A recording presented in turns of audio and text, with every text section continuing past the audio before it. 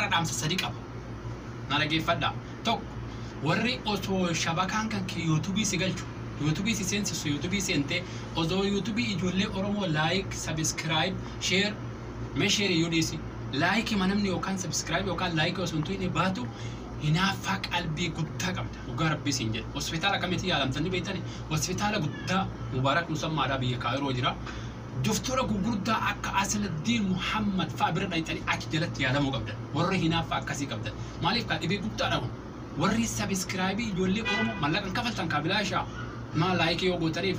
هرا سياسه فريق اباكيني دندا وانا دا ديغ سياسه كين ولدا تو دندا رومان كين تو هرا لي سيفاجادو دب وري سيفاجادو سيدندا اني لما وري فول مناماتي في سكلي بريدم سنماتي في علاج مناماتي في نما ديغرتا يوكال لايك سبسكرايب يوكال شيرينا ما غوتا سون اللي عجرت الله دكتور اسلي في hospitaala Mubaarakii dhaytan jechuudha namni amma zabarana beeytani yoo atiin bareedin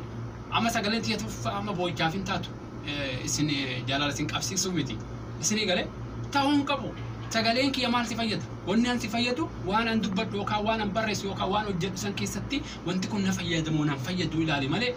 inni sagaleen isaan bareedu inni fuulan bareedu inni funyaan isaa akkas jira inni fokkataadha isin warri bareedumsa nama bareedaa qofa jala deemtan doofummaa sammuu qabdanii achitti yaalamaa sunis sini gale tokko lama jedha sadaffaa warri gandummaadhaaf dattanii walii gootan saayibummaadhaaf laayikiif sheerii walii gootan sunillee achi jaalamuu qabdan kanneen sadiinu Mubaarak Musammaa fi hospitaala Mubaarak Musammaa fi Dr. Asli bira dattanii onnee kana keessa wanta akkasiisan nazafee kilooriksiitti naqee isin dhiquu qabu isinii dhaama dhaamtatana sheer godha tiingi godha garuu